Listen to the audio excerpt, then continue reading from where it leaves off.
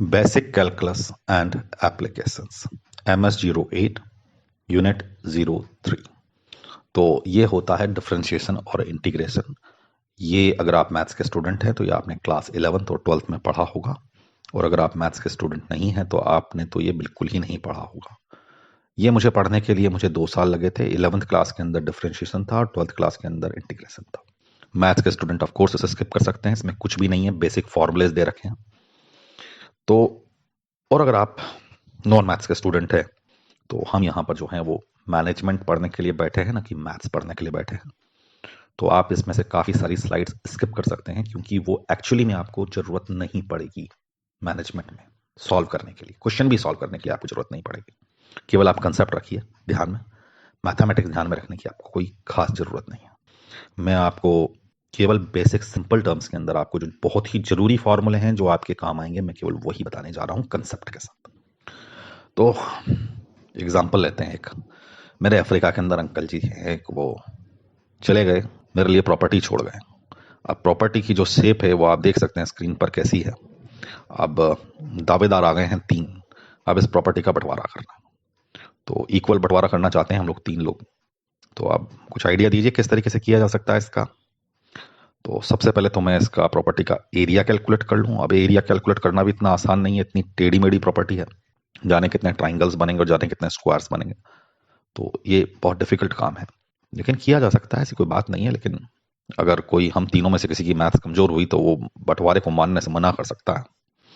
दूसरा तरीका ये हो सकता है एरिया फाइंड आउट करने का, कि मैं इसकी छोटी छोटी स्ट्रिप्स बना लूं। यानी कि मैं मतलब बहुत छोटे छोटे लंबे लंबे स्ट्रिप्स बना लूं, और जो स्ट्रिप्स बनेंगी ये क्योंकि एक रेक्टेंगल होंगी तो रेक्टेंगल का एरिया कैलकुलेट करना तो हमको आता ही है, वो कोई दिक्कत ही नहीं है। तो हम लोग इसका एरिया बड़ी आसानी से कैलकुलेट कर लेंगे। इस तरीके से हम लोग क्या है, सेवरल स्ट्रिप्स बना सकते हैं इस प्लॉट के अंदर, और फिर इसका एक्यूरेट एरिया कैलकुलेट कर सकते हैं। और एक्यूरेट एरिया कैलकुलेट करके हम इसका बंटवारा कर सकते हैं। हमने बेसिकली क्या किया, हमारी प्रॉब्लम को हमने कोई एक डायमेंशन, लेंथ, हाइट, कुछ भी कह लीजिए आप, हमने उसको जो है छोटे छोटे टुकड़ों के अंदर डिवाइड कर दिया। जब हम किसी चीज को छोटे छोटे टुकड़ों में डिवाइड कर देते हैं ना, तो उसे हम बोलते हैं डिफरेंशिएशन। जैसे कि हम डिवाइड करते हैं ना किसी चीज को, उसी तरीके से होता है डिफरेंशिएशन। हम इसमें भी एक तरीके से डिवाइड कर रहे हैं, लेकिन एक बहुत छोटी वैल्यू से डिवाइड कर रहे हैं, बहुत ही छोटी वैल्यू से, क्योंकि हमें उसका रिजल्ट भी एक छोटी वैल्यू में चाहिए। तो ये हम डिफरेंशिएट कर रहे हैं, हम लोग उसको छोटे टुकड़ों में बांट रहे हैं। और जब हम इन सबको जोड़ेंगे ना, इन छोटे छोटे टुकड़ों को, तो हम उसे बोलेंगे इंटीग्रेशन। तो बेसिकली डिफरेंशिएशन क्या है? डिफरेंशिएशन है छोटे छोटे टुकड़ों में बांटना किसी भी चीज को, लेंथ, हाइट या किसी भी चीज को, और इंटीग्रेशन उसे उन छोटे छोटे टुकड़ों को वापस जोड़ देना। तो ये सिंपल टर्म्स में डिफरेंशिएशन और इंटीग्रेशन होगा। अब एक एग्जांपल लेते हैं। अब ये अर्थ दे रखी है, अब इस अर्थ का हमें वो निकालना है एरिया।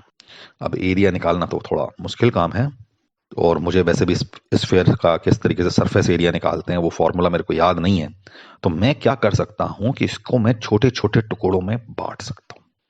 मैंने लाइनें खींच ली हॉरिजॉन्टल वर्टिकल टाइप इस स्फीयर के ऊपर, और एक छोटे छोटे छोटे छोटे इसमें काफी सारे रेक्टेंगल्स जैसे बन गए। एग्जैक्ट रेक्टेंगल नहीं है ये, लेकिन रेक्टेंगल जैसा ही है। अगर मैं इसका और छोटा कर दूंगा तो ये लगभग रेक्टेंगल जैसा होगा, तो मैं इसको बहुत सेफली रेक्टेंगल अज्यूम कर सकता हूं। तो इसका एरिया क्या होगा?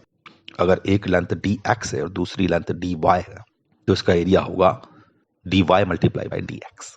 अब यहां पर ये डी क्यों लगा दिया मैंने? हर चीज के आगे डी लगा दिया, एरिया के आगे भी डी लगा दिया, एक्स के आगे भी डी लगा दिया, वाई के आगे भी डी लगा दिया। डी का मतलब है डिफरेंशिएशन, मतलब छोटा हिस्सा। तो डी एक्स मतलब एक एक्स का छोटा हिस्से को डी एक्स बोलेंगे, वाई के छोटे हिस्से को हम डी वाई बोलेंगे।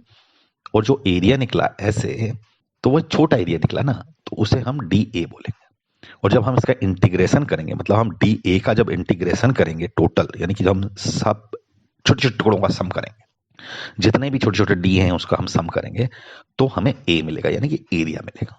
ओके, अब इंटीग्रेशन के कुछ फॉर्मूले दे रखे हैं यहां पर। अब मुझे तो कहीं पर इंटीग्रेशन का कोई क्वेश्चन नजर तो नहीं आया आपकी पिछले साल की किताबों के अंदर, क्वेश्चंस के अंदर। और मैं आपको सही बात बताऊं ना, तो डिफरेंशिएशन के अंदर करीब 100 से ज्यादा फॉर्मूले, और इंटीग्रेशन में करीब 100 से ज़्यादा फॉर्मूले। तो अगर आपको डिफरेंशिएशन और इंटीग्रेशन अच्छी तरीके से पढ़ना है तो आपको कम से कम 250 फॉर्मूले याद रखने पड़ेंगे। तो हम तो मैनेजमेंट करने बैठे हैं और ये केवल एक सिंगल यूनिट है, यूनिट 3। इसके अंदर इतनी एनर्जी नहीं लगाई जा सकती, तो हमें कुछ तो स्किप करना ही पड़ेगा। इंटीग्रेशन बिल्कुल मैं स्किप कर रहा हूँ क्योंकि इसका कोई क्वेश्चन मैंने तो आपकी पिछले साल की बुकलेट क्वेश्चन पेपर एग्जाम्स में नहीं देखा है, तो इसे छोड़ देने में ही भलाई है। जब क्वेश्चन ही नहीं आता है तो करके क्या फायदा। इंटीग्रेशन का मतलब आप समझ गए ना, छोटे छोटे टुकड़ों में किया, उसको हम सम अप करेंगे तो उसे इंटीग्रेशन बोलेंगे। चलो आगे बढ़ते हैं। अब आते हैं हम डिफरेंशिएशन करने के लिए। आपकी बुक में एक फॉर्मूला दे रखा है, मैंने उसी को कॉपी कर लिया है। Cost equal to 0.005 x cube minus 0.02 x square minus 30 x minus 3000। तो ये कॉस्ट फंक्शन है और ये जितनी आप यूनिट्स बनाएंगे ये उस हिसाब से कॉस्ट बढ़ती चली जाएगी। तो अगर आप ज़्यादा यूनिट्स बनाएंगे तो कॉस्ट ज़्यादा हो जाएगी, अगर कम यूनिट बनाएंगे तो कॉस्ट कम हो जाएगी। तो ये कॉस्ट फंक्शन है। तो आपके बुक में से कॉस्ट फंक्शन बोल रखा है, इसे आप कॉस्ट फॉर्मूला भी बोल सकते हैं, कोई दिक्कत नहीं है। तो हम ये देखना चाहते हैं कि कॉस्ट के अंदर कितना चेंज होता है जब एक्स में चेंज होता है। Change in cost per unit change in x. अब इसमें वेरिएबल एक ही है, अगर दो होते तो फिर हम दो अलग अलग वेरिएबल पर कैलकुलेट कर सकते थे, लेकिन यहाँ पर वेरिएबल एक ही है। तो जैसे कि हम कॉस्ट में क्या चेंज होगा, तो rate of change of cost जो है वो हम लोग डिफरेंशिएशन से कैलकुलेट करते हैं। तो डिफरेंशिएशन से हम लोग जो है किसी भी चीज की रेट को कैलकुलेट करते हैं चेंज होने की किसी दूसरे की रिस्पेक्ट में। जहां पर भी word rate of change of आ जाएगा इसका मतलब डिफरेंशिएशन है। डिफरेंशिएशन को अगर आप पढ़ो तो आप रेट ऑफ चेंज ऑफ करके भी पढ़ सकते हो। तो अगर मैं कॉस्ट को डिफरेंशिएट करूं विद रिस्पेक्ट टू एक्स, जैसे कि डिवीजन करते हैं ना बॉस, तो कॉस्ट को अगर मैं एक्स से डिवाइड करूं तो मुझे यूनिट कॉस्ट मिलेगी, ठीक है ना। मेरे पास टोटल कॉस्ट है, मैं उसे अगर एक्स से डिवाइड करूं तो मुझे यूनिट कॉस्ट मिलेगी। अब मुझे यूनिट कॉस्ट नहीं चाहिए, मुझे rate of change of cost चाहिए कि किस गति से कॉस्ट बदल रही है। तो उस केस में मैं डिफरेंशिएट करूंगा कॉस्ट को। जैसे मार्जिनल कॉस्ट बोलते हैं ना, कि एक यूनिट अगर मैं और प्रोड्यूस कर लूं तो मेरी कॉस्ट कितनी इंक्रीज होगी, that marginal cost you will get.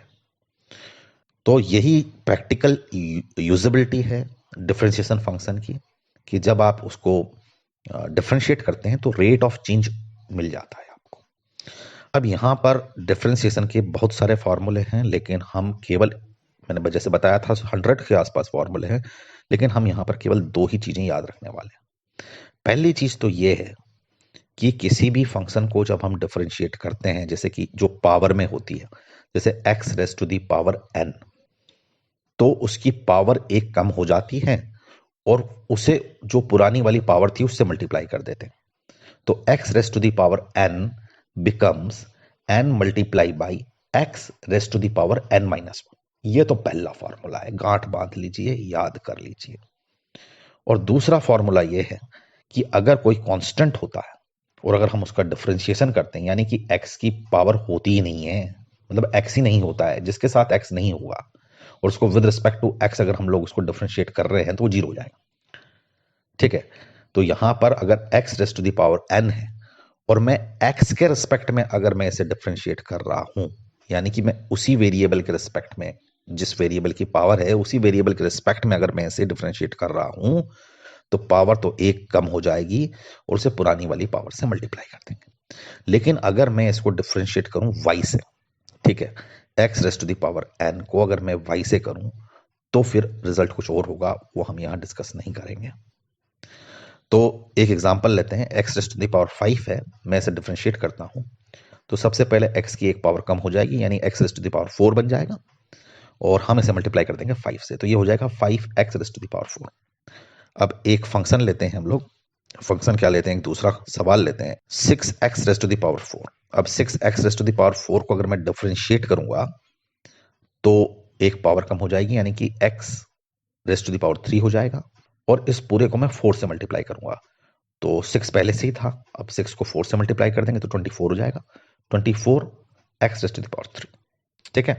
तो डिफरेंशिएशन का फॉर्मूला क्लियर है, हम आगे बढ़ सकते हैं।